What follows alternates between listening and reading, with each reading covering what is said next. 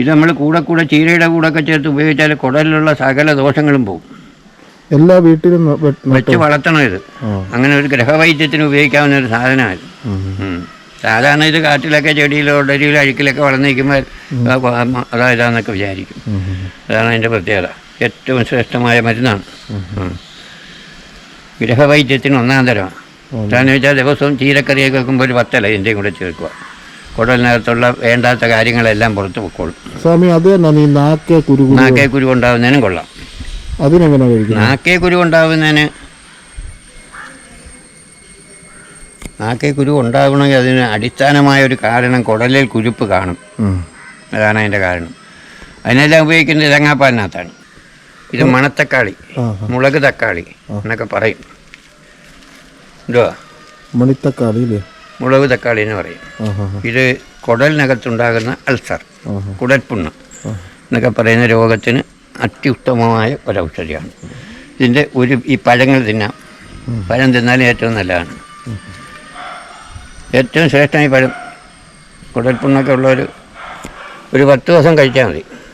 നല്ല പരിപൂർണ്ണ സുഖമാവും. അതുപോലെ ഇതിൻ്റെ ഇല ഒരു പിടി എടുക്കുക. ഒരു മുറി തേങ്ങ പിരിഞ്ഞ് അതിൻ്റെ പാലെടുത്ത് അല്പം വെള്ളം കൂടി വെച്ച് അതിനകത്ത് ഇലയിട്ട് വേവിക്കുക. ഭംഗിയായിട്ട് വേവിക്കണം. വേവിച്ചിട്ട് വാങ്ങി വെച്ച് ആറുമ്പോൾ ഇത് ഞെവിടി പിരിഞ്ഞ് അരിച്ച് അവനെ അങ്ങോട്ട് കഴിക്കുക. കുടലിനകത്തുള്ള അൾസർ വരെ പോകും. അത്ര വിശേഷമാണ്. പിന്നെ ഇലക്കറികൾ വെക്കുമ്പോൾ അതിൻ്റെ കൂടെ ചീരയായിട്ട് ഉപയോഗിക്കും. ഞാൻ അടിക്കടിക്ക് ഉപയോഗിക്കുന്നത്. ഈ പഴമാണ് ഏറ്റവും ശ്രേഷ്ഠം. പിന്നെ പോയിട്ട് ഇതിൻ്റെ സമൂലം കഷായം ക്യാൻസറിന് ഉപയോഗിക്കും. വേറെ മരുന്നുകൾ കൂടി ചേർത്ത് ക്യാൻസറിന് ഉപയോഗിക്കുക. മിക്കവാറും കഷായങ്ങളിൽ മണിത്തക്കാളി ചേരും. ഏറ്റവും ശ്രേഷ്ഠമാണ്. ക്യാൻസറിനെ വിരോധിക്കുന്ന രാസഘടകങ്ങളൊക്കെ ഉള്ളതാണിത്.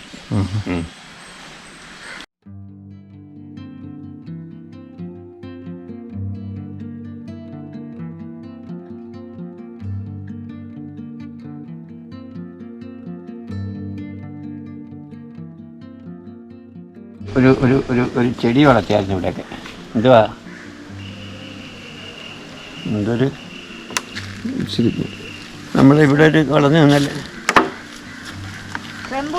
അല്ലല്ല, ലക്ഷ്മി തരു. ആ ലക്ഷ്മി തരുവിൻ്റെ ഇലയും ഇതിൻ്റെ ഇലയും കൂടി ചേർത്ത് തിളപ്പിച്ച് കഷായമാക്കി കുടിച്ചാൽ ക്യാൻസർ പോകുന്നൊരു പരസ്യം ഉണ്ടായിരുന്നു. പക്ഷേ അനേകം പേരും കഴിച്ചു നോക്കിയിട്ട് അതിനൊന്നും വലിയ പ്രയോജനം ചെയ്തിട്ടില്ല. അതുകൊണ്ട് പിന്നെ ഇതിൻ്റെ പഴം ക്യാൻസറിന് ഒന്നാം തരമാണ്. അത് നമുക്കിവിടെ അനുഭവമുള്ളതാണ്.